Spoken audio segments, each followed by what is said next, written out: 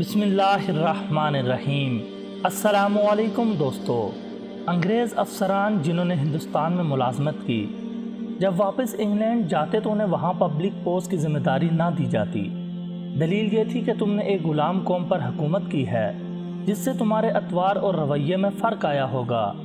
یہاں اگر اس طرح کی کوئی ذمہ داری تمہیں دی جائے تو تم آزاد انگریز قوم کو بھی اسی طرح ڈیل کرو گے۔ اس مختصر تعارف کے ساتھ درج ذیل واقعہ سنیے۔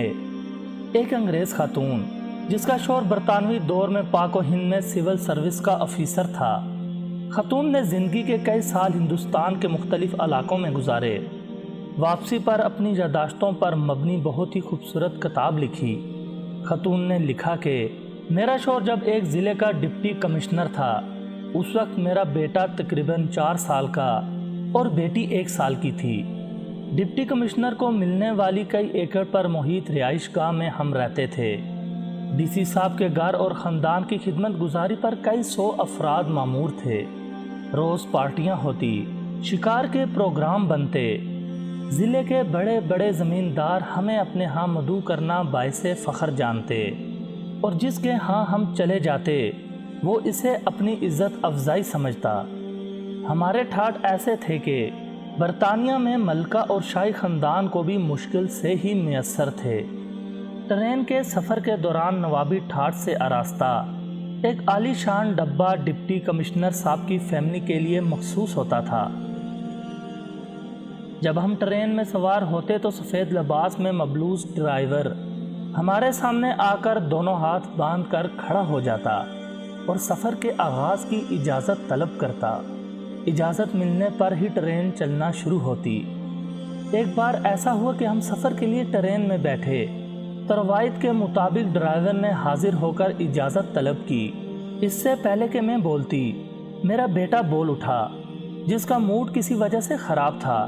اس نے ڈرائیور سے کہا کہ ٹرین نہیں چلانی۔ ڈرائیور نے حکم بجا لاتے ہوئے کہا کہ جو حکم چھوٹے صاحب۔ کچھ دیر بعد صورتحال یہ تھی کہ اسٹیشن ماسٹر سمیت پورا عملہ جمع ہو کر میرے 4 سالہ بیٹے سے درخواست کر رہا تھا، لیکن بیٹا ٹرین چلانے کی اجازت دینے کو تیار نہیں ہوا۔ بالآخر بڑی مشکل سے میں نے کئی چاکلیٹس دینے کے وعدے پر بیٹے سے ٹرین چلوانے کی اجازت دلائی تو سفر کا آغاز ہوا۔ چند ماہ بعد میں دوستوں اور رشتہ داروں سے ملنے واپس برطانیہ آئی۔ ہم بذریعہ بحری جہاز لندن پہنچے۔ ہماری منزل ویلز کی ایک کاؤنٹی تھی جس کے لیے ہم نے ٹرین کا سفر کرنا تھا۔ بیٹی اور بیٹے کو اسٹیشن کے ایک بینچ پر بٹھا کر میں ٹکٹ لینے چلی گئی۔ قطار طویل ہونے کی وجہ سے خاصی دیر ہو گئی، جس پر بیٹے کا موڈ بہت خراب ہو گیا۔ جب ہم ٹرین میں بیٹھے تو عالیشان کمپاؤنڈ کے بجائے فرسٹ کلاس کی سیٹیں دیکھ کر بیٹا ایک بار پھر ناراضگی کا اظہار کرنے لگا۔ وقت پر ٹرین نے وسل دے کر سفر شروع کیا تو بیٹے نے باقاعدہ چیخنا شروع کر دیا۔ وہ زور زور سے کہہ رہا تھا، یہ کیسا الو کا پٹھا ڈرائیور ہے، ہم سے اجازت لیے بغیر ہی اس نے ٹرین چلانا شروع کر دی ہے، میں پاپا سے کہہ کر اسے جوتے لگواؤں گا۔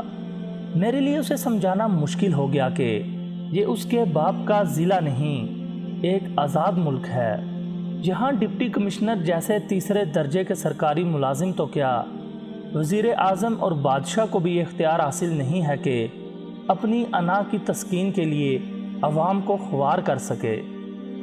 آج یہ واضح ہے کہ ہم نے انگریز کو ضرور نکالا ہے، البتہ غلامی کو اپنے دیش سے نہیں نکال سکے، جہاں آج بھی کئی ڈپٹی کمشنرز، ایس پیز، وزراء، مشیران اور سیاست دان اور جرنیل صرف اپنی انا کی تسکین کے لیے عوام کو گھنٹوں سڑکوں پر ذلیل و خوار کرتے ہیں۔ اس غلامی سے نجات کی واحد صورت یہی ہے کہ ہر طرح کے تعصبات اور عقیدتوں کو بالا طاق رکھ کر ہر ایک کو اس نظام کو بدلنے کے لیے اٹھنا ہوگا، ورنہ صرف 14 اگست کو جھنڈے لگا کر اور موم بتیاں سلگا کر خود کو دھوکہ دے لیا کیجیے کہ ہم آزاد ہیں۔